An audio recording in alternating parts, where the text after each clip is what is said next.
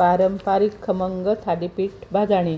भाजणीसाठी लागणारे साहित्य: तांदूळ 2 वाटी धुवून सावलीत वाळवून घेणे, ज्वारी 2 वाटी, बाजरी 2 वाटी, गहू 2 वाटी, चणा डाळ 1 वाटी, मूग डाळ 1 वाटी, उडीद डाळ 1 वाटी, पोहे 1 वाटी, साबुदाणा अर्धी वाटी, धणे अर्धी वाटी छोटी 50 ग्रॅम, जिरे अर्धी वाटी छोटी 50 ग्रॅम, ओवा अर्धी वाटी छोटी 50 ग्रॅम.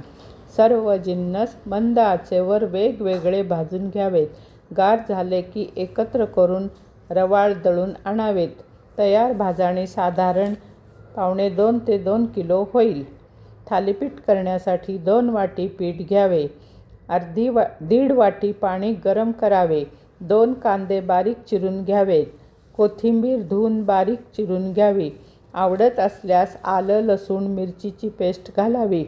आवडीप्रमाणे तिखट मीठ घालावे. 2 चमचे मोहन गरम तेल घालावे.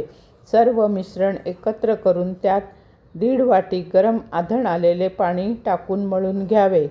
2-3 मिनिटं झाकून ठेवावे. आता तवा गरम करायला ठेवून थालीपीठ थापायला घ्यावे. प्लास्टिक पेपरवर किंवा ओल्या सुती कापडावर छान थापून घ्यावे. त्यात 1-2 होल करावेत.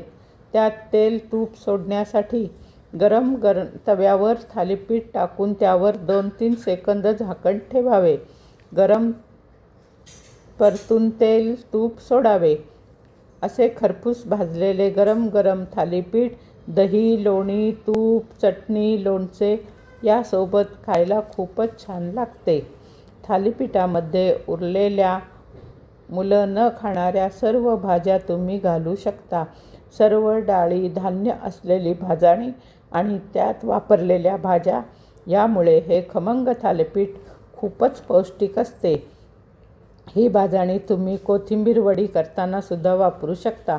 खूपच छान वड्या होतात. या भाजणीपासून तुम्ही वडेसुद्धा करू शकता. थालीपीठाप्रमाणेच पीठ भिजवून घ्यायचे. छोटे छोटे वडे थापून तळून घ्यायचे. हे वडे 4-5 दिवस टिकतात. प्रवासाला घेऊन जाण्यास उत्तम. याच पिठाचे मुटकुळे सुद्धा करता येतात. छोटे छोटे गोळे करून मुठीत दाबून घ्यावे. मोदकाप्रमाणे 15 मिनिटं वाफवून घ्यायचे. जिरे, तेल, मोहरी, हिंग याची फोडणी करून त्यात हे वाफवलेले मुटकुळे परतून घ्यावे. कमी तेलात तयार होणारा पौष्टिक नाश्ता आहे हा. तर मग यंदा पावसाळ्यात करणार ना तुम्ही खमंग थालीपीठ.